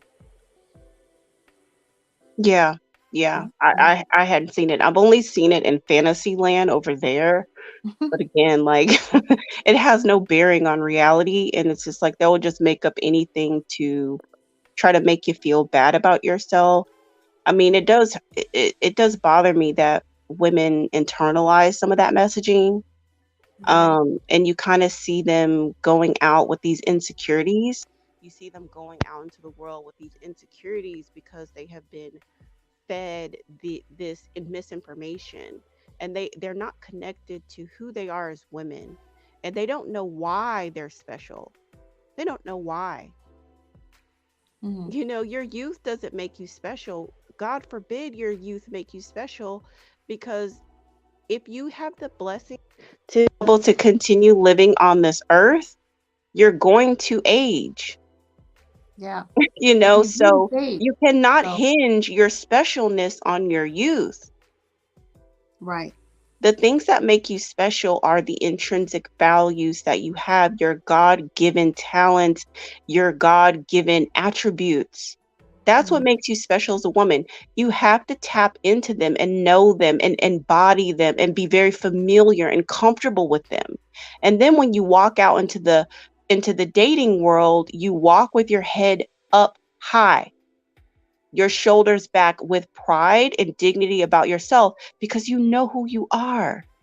No struggle bandit screaming from an insane asylum can tell you who you are. You know who you are from the inside. Exactly.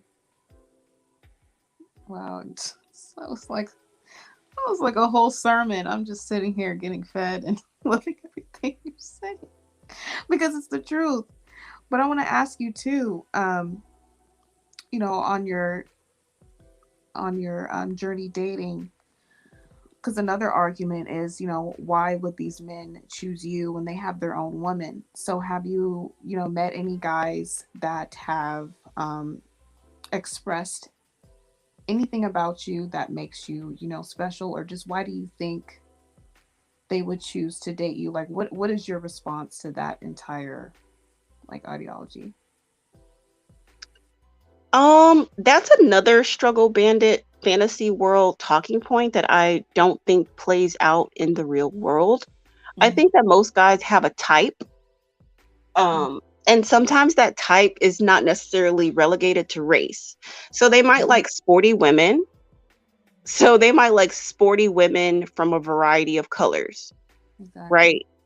They if they like slender women, they like slender women. If they like curvy women, they might like curvy women of a certain color. I mean, of a certain type. But sometimes I have seen guys really like melanin, and they don't care how it comes. It could be South Asian, it could be black, they could be Latina. They just like melanin, and they don't really see it as race. I think that because men of no color come from the dominant society, they don't have to grapple with race the way we do, which, that could be a topic in and of itself, but they don't Yeah. grapple with race the way we do. So Mm-hmm. I remember I dated this farmer once from like Nebraska, and he called me dark complected. Mm-hmm. You know what I mean? Like this old farmer, he just seen me as like a tanned woman. Not necessarily that I'm not black. Of course I'm black, but he just didn't see it like that. Mm-hmm. Mm-hmm. He's like, well, you're some women are dark complected or medium complected or whatever. In his mind, that's how he processed it. So I think that men have like their type of women that they're attracted to. And it black see, the thing about struggle world is that they devalue blackness, right? And Yeah.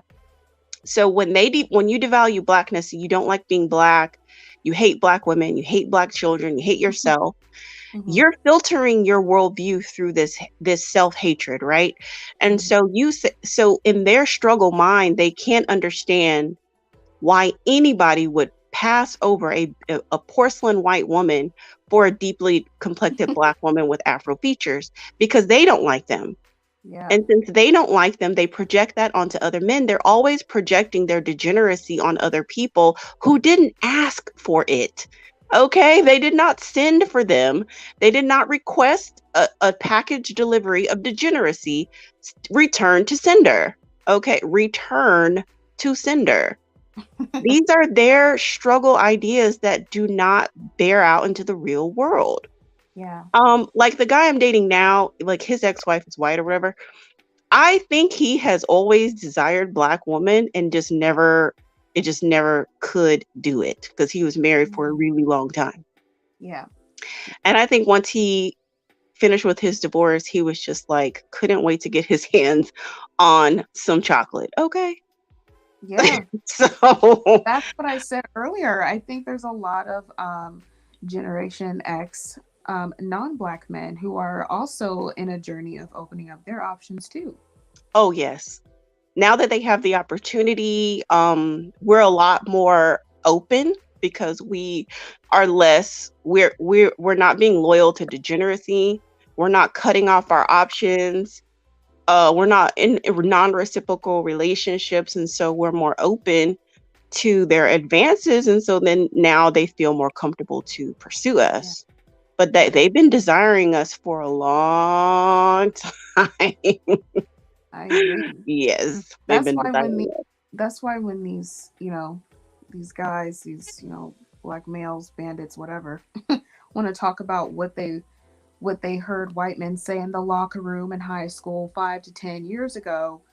I just it's like if they're single still today, they most likely don't have those same views, whatever the Yeah. heck it was.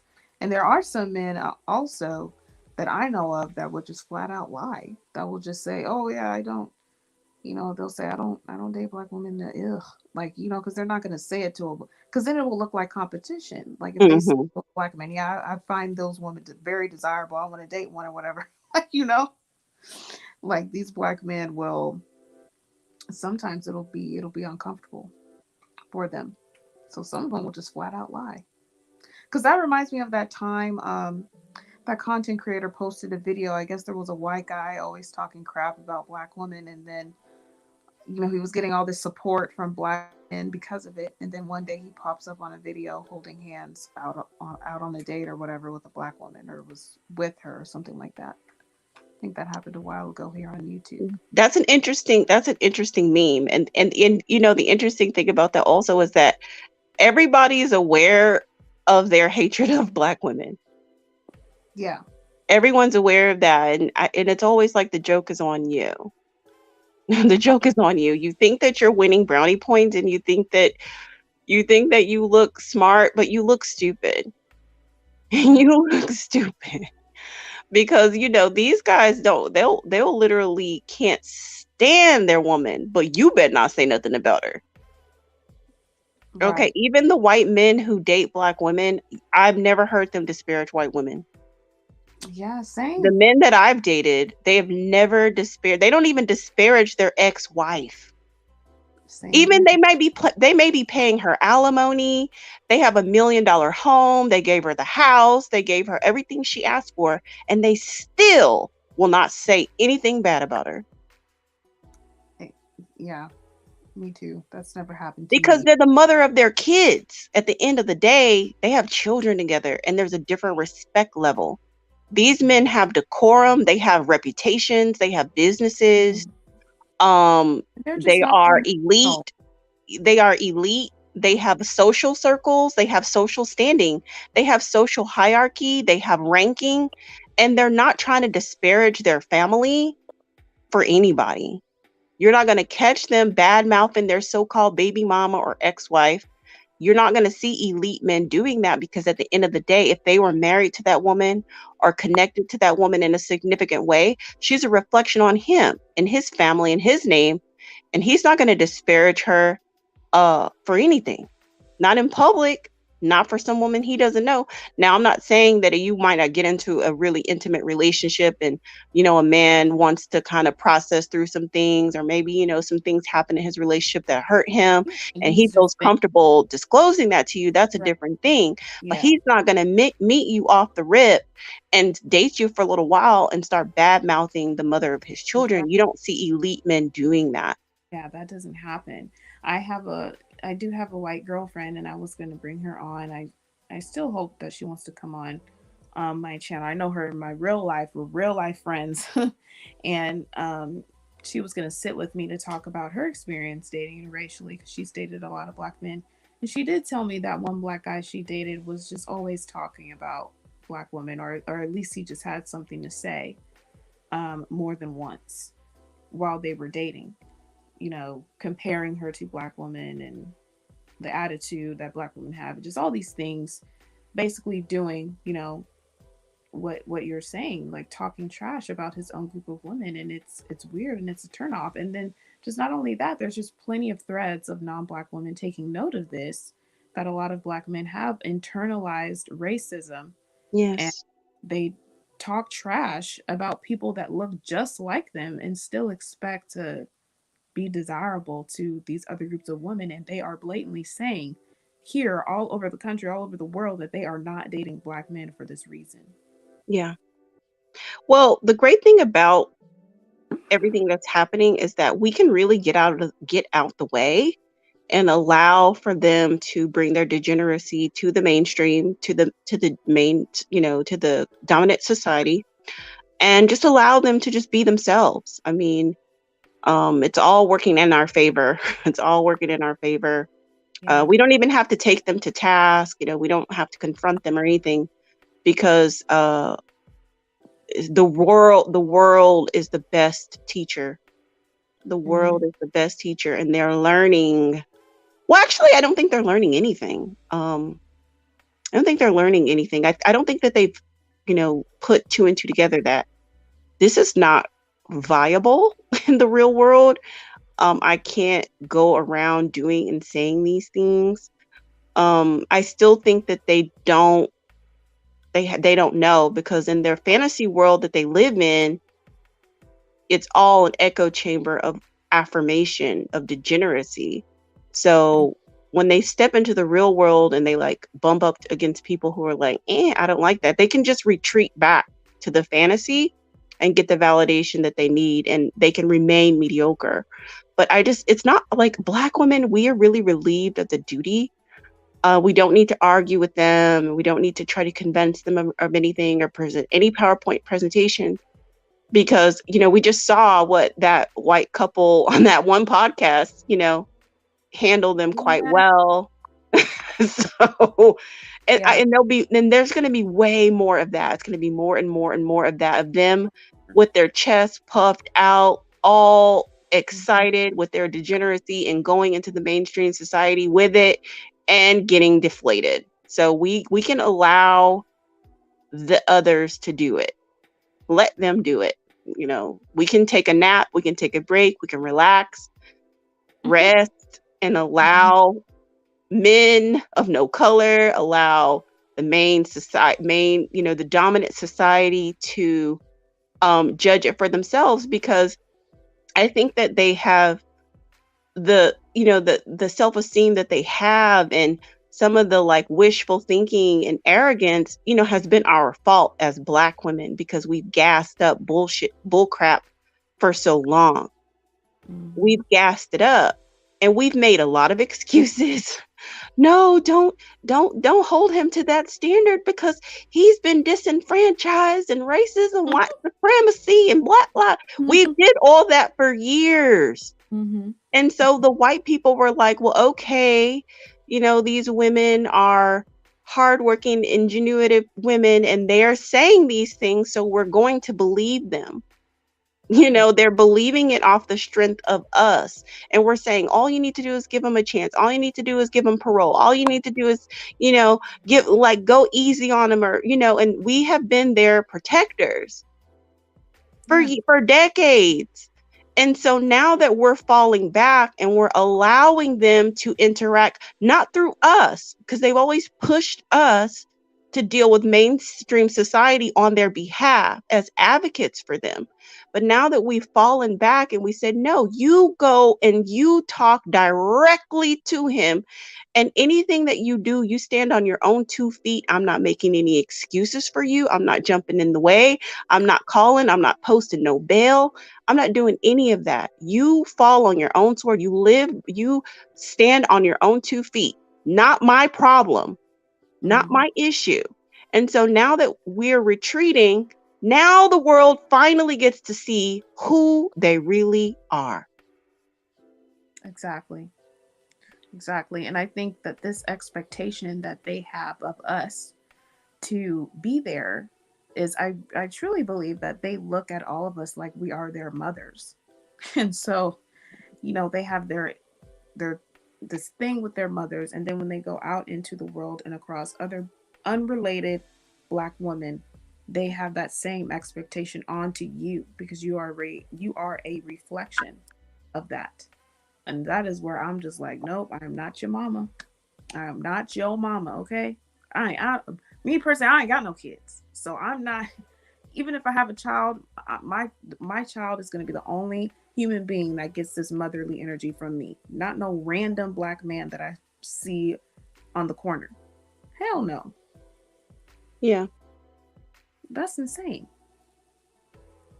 But I'm glad to know that, you know, um, Lisa earlier, who's Generation X, you who's an older millennial, you guys are both moms. I know Lisa said that in the chat.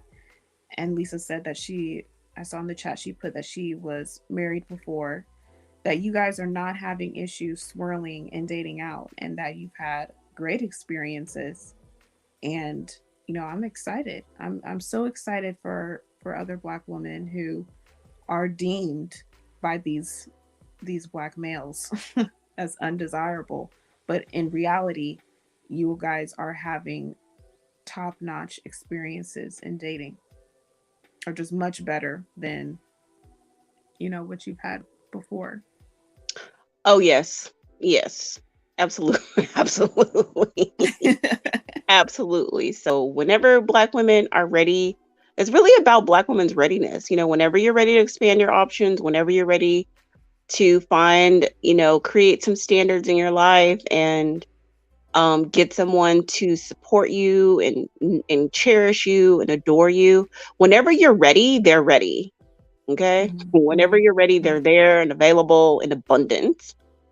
And yep. that's the most thing is I think just Black women's own mindset, her own feelings, and what she's ready to do. Because whatever she wants to do, it's available to her.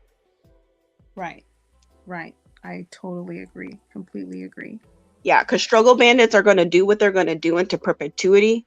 They're never going to change. So Black women have to just decide for herself. They're never going to stand in agreement with you that you're valuable. They're not going to stand in agreement with you that you're desirable. They're never going to do that. The only thing that has to happen is that you have to believe it. Mm-hmm. Mm-hmm. Yep. That's all that needs to happen. And Yeah. there are other groups of people who support this for Black women. So, Well, thank you so much for allowing me to share on your panel. I really appreciate it. yeah, thank you so much for coming up. I dropped, let me, I have the link to Afrocentric Woman's channel in the chat. You ladies definitely need to subscribe to her. She is amazing. She gives amazing advice on her channel and has awesome discussions on anything Black woman, Black womanhood. And, you know, this is truly BWE to me, these types of conversations. Just the encouragement, the wisdom, the gems. This is truly BWE. And anything else that is on the negative side, I wouldn't label it BWE, me personally. It's BWG. BWG? Yeah. What's the G? Yes. Ghetto.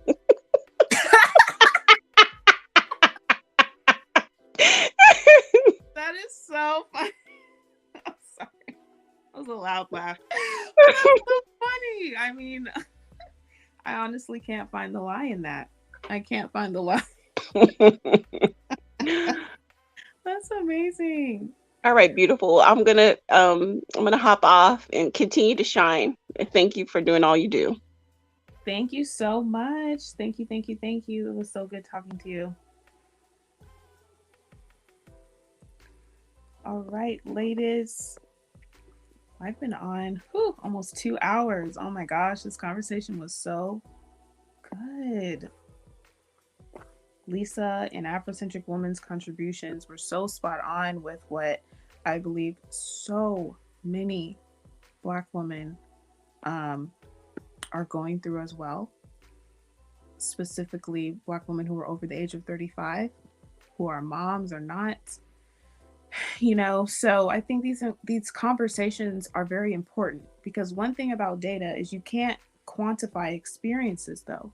You can only quantify, you know, things that are trackable. And just because somebody is not married or a group is not married doesn't mean there's no interest there, because I think Lisa said this earlier, she's not ready to marry every guy she finds interested. You know, she's picky. And that's how we should all be. Like, we shouldn't be ready to jump broom with anyone. And because of that, we can't consider marriage data the indicator of who's interested in who, because you don't just marry folks just because you have an interest. You marry folks that are, you know, um, you vetted very thoroughly, that are suitable for you. So, and that's just that. But I think this was an amazing conversation. Yeah, I'm so excited for every black woman who's decided to expand her options. I know I expanded my options. I'm in a relationship with my man. Um, he's white, and I'm really enjoying myself with him, and just this new mindset and this mentality to always be my best self and to not attach myself to race. I attach myself to my womanhood. Point blank, period, first and foremost, forever and always, no matter what my situation. And that's all I want for black women to do. Um, I might have a part two to this conversation. I think we should continue to have conversations talking about our experiences swirling and dating out as black women. If you're a first timer, if you are an older black woman who the manosphere has deemed you as undesirable, but yet in reality you are having success. So I will leave this live up for anyone who wants to catch the replay. Make sure to like the video, turn on the notification bell so you don't miss it when I go live. I also made a Patreon, which is where I will put a lot of my lives that I don't leave up. It's linked in the description. So until next time, ladies, have a great rest of your day.